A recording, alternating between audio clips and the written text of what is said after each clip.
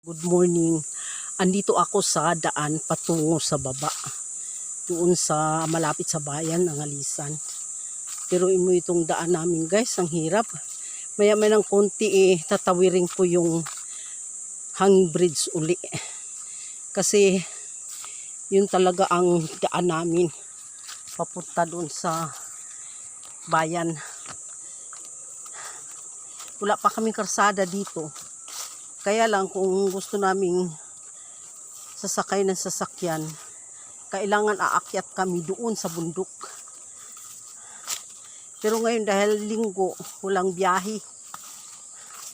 Walang biyahe ngayon guys. Kasi walang papunta sa palengke, walang pumupunta sa palengke pag araw ng linggo. Pag araw ng Biyernes at saka Martes, yun ang market day namin. Kaya mayroong sasakyan doon nakahanda yung sasakyan na pagsakyan namin papunta ng bayan.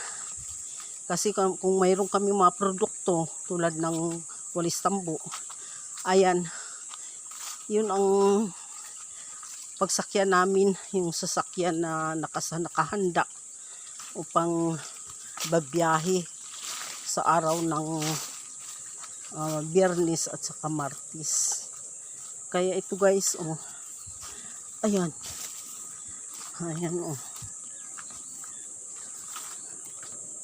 ayan yung ano namin, yung hanging bridge na ang haba.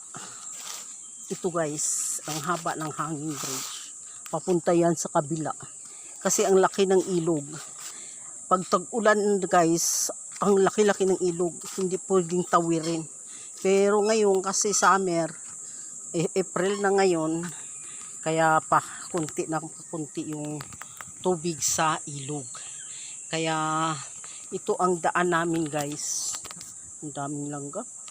Ito daan namin to papunta sa kabilang bundok.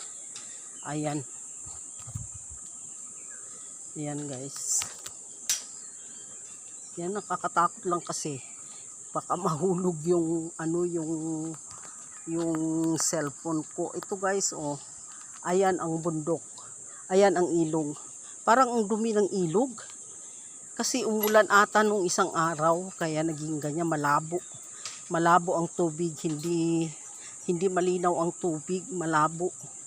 Kasi noong isang araw, umulan doon sa Baguio, doon sa sa Benguet, umulan doon. Kaya yan, nagiging malabo yung tubig, parang hindi malinis. Ayan guys, Ayun, naku. Ayun, ayun ang bundok. Ayun ang tubig. Ayan. Ayan sa kabila din. Ayan. Ang dumi ng tubig. Makita mo ang dumi. Dumi-dumi. Ayan guys, Ito. Itong haba ng tulay na to. Ayan, tingnan mo ang daming hose. Hose na kumuha sila ng tubig doon sa taas. Ayan, hose nila. Tapos inilagay nila dito sa hanging bridge upang maitawid. Ayan. Kaya itong hanging bridge nabibigatan na rin. Pero mo malalaking hose, ilan yan? 5 hose. Bawat isa sa kanila dito, mayroon silang hose. Kaya substansya siya sa tubig. Ayan guys. Kaya ito.